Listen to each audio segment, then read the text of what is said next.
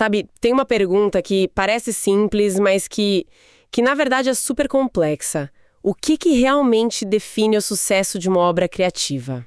Não é nada simples, né? Não mesmo. Será que é, sei lá, talento puro? Aquela genialidade que a pessoa já nasce com ela? Ou esforço. As famosas 10.000 horas. Exato. Ou, e essa é a parte que eu acho mais desconfortável, será que é só sorte? Algo totalmente fora do nosso controle? Hoje a gente vai mergulhar fundo nisso. A nossa fonte é uma coletânea de ensaios do escritor Tom Bissell, chamada Magic Hours. A nossa missão aqui é desvendar as ideias dele sobre sorte, sobre fracasso e sobre o que significa ser um criador. E as histórias que ele usa são... Nossa, elas desafiam quase tudo que a gente pensa que sabe sobre sucesso. Com certeza. Então, para a gente começar a desempacotar isso, vamos direto para um caso que é talvez o exemplo mais famoso de todos. A história de um livro que hoje é um pilar da literatura, mas que na sua estreia foi um fracasso monumental. E quando a gente fala monumental não é exagero. Estamos falando de Moby Dick, de Herman Melville. Clássico absoluto. Hoje sim. Mas quando foi lançado, em 1851, foi um desastre. Os números são, assim, brutais. Vendeu, na vida inteira do Melville, umas 3.180 cópias. E depois... Só? E depois ficou fora de catálogo por cerca de 36 anos. 36 anos é uma vida inteira, profissionalmente falando. E o impacto no Melville foi... devastador. Ele basicamente parou de escrever ficção. Mergulhou numa depressão da qual parece que nunca se recuperou de verdade. E o mais incrível é que não foi só o público. Décadas depois, a resistência continuava, né? Sim, essa parte da história é fantástica. Em 1907, a Oxford University Press quis relançar o romance e convidaram o Joseph Conrad, um gigante da literatura marítima, para escrever a introdução. A escolha óbvia, né? O maior escritor de histórias do mar. Exato. Para apresentar o que viria a ser o maior romance do mar. Mas a resposta do Conrad foi um não categórico. Ele não gostou. Ele descartou o livro. Chamou de uma rapsódia um tanto forçada e disse que não tinha uma única linha sincera nos 3 volumes. Nossa, que crítica pesada, vindo de alguém como ele. Demolidora. Isso mostra o quão longe do cânone Moby Dick estava. Exato. Então, a pergunta é, como é que um livro passa de rapsódia forçada para obra-prima incontestável? Segundo Bissell, foi uma sequência de puro acaso. Parece roteiro de filme. Como assim? O primeiro dominó caiu em 1916. Um crítico influente, Carl Van Doren, encontrou uma cópia empoeirada num sebo. Num sebo? Num sebo. Ele leu, ficou fascinado e escreveu um ensaio elogiando muito o livro. E aí? E aí vem o segundo acaso. Outro escritor fundamental, D.H. Lawrence, leu esse ensaio. E a partir daí, começou uma reação em cadeia. Críticos, escritores, um recomendando para o outro. Mas a consagração final... Demorou ainda? Demorou. Só veio em 1927, quando E.M. Forster, no livro Aspectos do Romance, colocou o Moby Dick no panteão. O Bissell resume isso de uma forma que dá arrepios. Ele diz: a maior obra de Melville, como a conhecemos hoje, nasceu 76 anos após sua publicação inicial. 76 anos! Melville já tinha morrido há décadas, ele nunca viu nada disso. Nunca. É uma história que força a gente a questionar tudo. O que é fascinante aqui é como isso prova o argumento do Bissell sobre a sorte. Totalmente. Ele até usa um termo do Yiddish, Schlimazeltov, para descrever essa má sorte crônica. Melville foi um Schlimazel em vida. Mas, depois de morto, a sorte virou de uma forma espetacular. E para ilustrar essa dinâmica, o Bissell criou uma analogia que, para mim, é a imagem mais poderosa dos ensaios dele. Ele diz que o mundo da literatura, e talvez de toda a arte, é como um avião voando sem ninguém na cabine do piloto. Um avião sem piloto? Nossa, essa imagem é perturbadora. É totalmente. Nós somos os passageiros, sabe? Criadores, críticos, o público. A gente quer acreditar que tem alguém no comando, uma mão experiente guiando a nave. Que define o que é bom, o que vai durar. Exato. Mas o Bissell diz, A cabine está vazia. Sempre esteve. O destino de uma obra não é guiado pela qualidade, mas por ventos aleatórios, correntes de acaso. E ele deixa claro que Melville não foi um caso isolado, né? Ele cita outros. Sim, ele cita a Emily Dickinson, cujos poemas só foram descobertos depois da morte dela, e o William Faulkner. Faulkner também. Também. No início da carreira, ele era visto como um autor regional meio obscuro. Muitos dos livros dele estavam fora de catálogo antes de ele ganhar o Nobel. É impressionante. Bissell descreve as obras deles como meras conchas trazidas à costa, pelas correntes caprichosas do vasto oceano do acaso. Ou seja, não foi um sistema de mérito que o salvou. Não. Foi a maré que virou na direção certa décadas depois. A lógica é a mesma. O controle não estava nas mãos deles. Essa ideia do avião sem piloto é aterrorizante e me faz pensar, quem são as pessoas que decidem embarcar nesse voo sabendo que ninguém está no comando? Essa é a próxima pergunta, né? Que tipo de perfil psicológico é preciso ter para continuar criando, sabendo que o destino do seu trabalho é tão aleatório? E a resposta do Bissell é igualmente desconfortável. Ele argumenta que a literatura é quase sempre um refúgio para pessoas de fora. Pessoas que não se encaixam muito bem. Exato. Gente que se sente mais à vontade em mundos de sonhos nerds e privados do que na vida social normal. Pessoas que constroem mundos internos porque o externo parece inadequado. Parece um pouco aquele estereótipo do artista isolado, mas ele vai além, né? Ele tem uma frase que resume a experiência de um jeito muito honesto. Qual? Ele diz: escrever é falhar mais ou menos constantemente. Uau! É o oposto de qualquer visão glamurosa. Não é sobre inspiração divina, é sobre falha contínua. É zero romântico.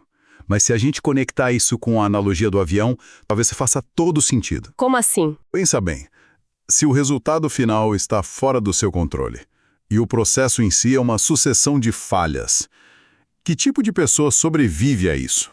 Alguém que não precisa de validação externa o tempo todo. Exatamente. Talvez as únicas pessoas que conseguem persistir são aquelas que, por natureza, já aceitaram essa falta de controle, que se sentem, de certa forma, em casa com o sentimento de fracasso. Não que elas gostem de falhar. Mas a falha não as paralisa. Bissell sugere que é uma espécie de autosseleção brutal.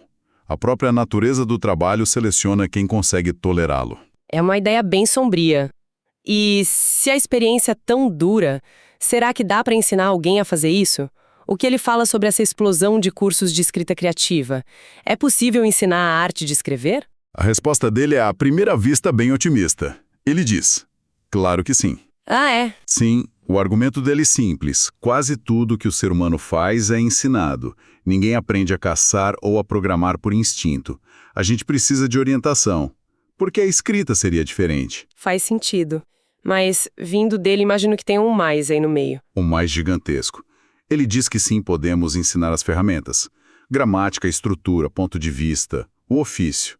Mas o verdadeiro desafio, o que ele acha quase impossível de ensinar diretamente, é o que ele chama de receptividade às demandas emocionais da criação. Receptividade às demandas emocionais? O que isso quer dizer na prática? Ele desdobra isso em conceitos bem mais abstratos, sabe? Tipo gravidade moral, que é entender o peso das ações dos personagens. Certo. Generosidade espiritual, que é a empatia para conseguir habitar a mente de outra pessoa. E talvez o mais prático de todos, a habilidade de saber quando você está sendo entediante. Ah, isso é fundamental. Ninguém quer ser o escritor entediante. Mas isso não se aprende numa aula. Não mesmo, é uma sensibilidade. Bissell agrupa tudo isso num termo, inteligência literária. E ele faz uma distinção crucial.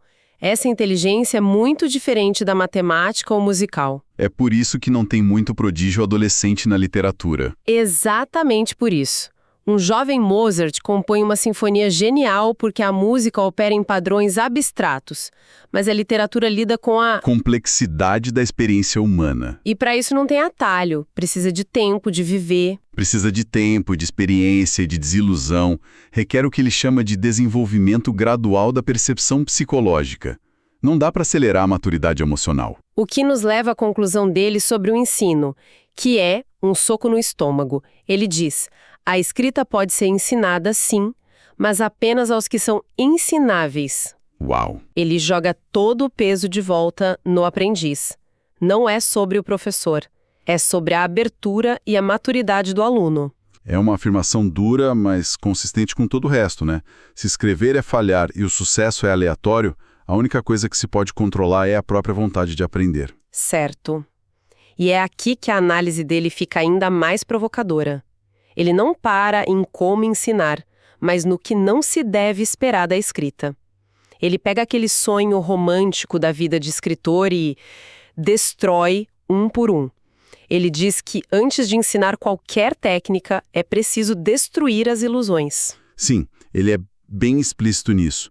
Ele acha que essas ilusões são venenosas porque criam expectativas que a realidade quase nunca cumpre e isso leva à desistência. E ele lista algumas. A primeira, a ilusão de que escrever bem vai conquistar parceiros. Aquele clichê de filme do poeta sensível. Uma fantasia, ele diz. Outra é a ilusão de que escrever bem vai trazer felicidade. Ele argumenta que o processo é muitas vezes angustiante, solitário. A felicidade é um subproduto, nunca o objetivo principal. E aí ele ataca as duas grandes, fama e riqueza. A ideia de que são as recompensas lógicas. Ele usa o caso de Melville para mostrar que não há garantia nenhuma de correlação entre qualidade e reconhecimento. E por fim, ele destrói a ilusão de que escrever é uma profissão mais nobre do que ser carpinteiro ou médico. Ele vê isso como uma arrogância que isola o escritor. Ok, então ele derrubou tudo. Se não é para buscar amor, felicidade, fama, dinheiro, a pergunta que fica é, para que serve então? Qual o objetivo de se submeter a esse processo, nesse avião sem piloto, se as recompensas são ilusões? E a resposta dele para essa pergunta é, na minha opinião, a ideia mais poderosa de todas. É o coração da filosofia dele. Ele afirma que a boa escrita, uma escrita sólida, honesta, envolvente e bela, é simultaneamente a recompensa, o desafio e o objetivo. Peraí. A própria escrita Sim. É a recompensa? Exatamente. Pensa no poder disso. Ele está separando o valor do trabalho da sua recepção. O valor não está no que acontece depois, o prêmio, a crítica, as vendas. O valor está no ato de criar. Sim, no processo de resolver os problemas da história, de encontrar a palavra certa, de construir uma frase que soe verdadeira. O sucesso, então, não é um evento externo. É a qualidade do trabalho que está sendo feito, momento a momento. Isso muda tudo. Porque isso é a única coisa que o criador pode, de fato, controlar. É a única coisa. E é libertador. Liberta da tirania da opinião alheia, do mercado, da sorte. Se o objetivo é fazer um bom trabalho, você pode ter sucesso todos os dias que senta para escrever. Sob essa lógica, o fracasso de Melville não foi ter escrito Moby Dick. Exato. O fracasso dele, do ponto de vista da felicidade, foi esperar que o mundo o reconhecesse. Segundo o Bissell, Melville já tinha tido sucesso no momento em que escreveu a última palavra daquele livro. Então, o que tudo isso significa no final? A gente passou pela aleatoriedade, pelo perfil do criador, pela desconstrução dos mitos. Parece um caminho meio desolador. Mas essa ideia final oferece uma saída, né? Uma filosofia de trabalho. E na nota de autor, ele resume tudo numa citação que amarra todas essas pontas. É a que dá o título ao livro, Magic Hours. Ah, sim. Ele escreve: criar qualquer coisa é acreditar, ainda que momentaneamente, que você é capaz de fazer magia. É isso. Ele admite que a magia pode falhar, mas o ato de tentar fazer a magia, de acreditar que pode transformar pensamentos em algo real, é o que importa. E essa é a conexão perfeita. O acaso, o timing, é um fator, claro. A sorte de Melville chegou 76 anos tarde demais. Mas sem a dedicação dele, sem as horas que ele passou acreditando naquela magia, não haveria nada para a sorte descobrir. O momento perfeito seria vazio. A magia não vem do aplauso, então. Não. A magia é o trabalho honesto. A dedicação mesmo voando num avião sem piloto no meio da tempestade. O que nos deixa com uma reflexão final, então. Se a recompensa da criação é o próprio ato de criar, como é que isso muda a forma como olhamos para os nossos próprios projetos? É a grande questão, não é? O que significa na prática mudar o foco. Parar de esperar pelo sucesso como um resultado final, a promoção, o reconhecimento, e em vez disso, começar a procurar a magia no processo em si, em fazer o trabalho bem feito, com integridade, pelo simples prazer e desafio de fazer. Talvez a lição do Bissell seja menos sobre literatura e mais sobre como encontrar sentido em qualquer esforço, num mundo onde os resultados são muitas vezes imprevisíveis. Se em algum momento você pensou em alguém enquanto ouvia este episódio, talvez valha compartilhá-lo com essa pessoa. Obrigado por ouvir. Até o próximo episódio.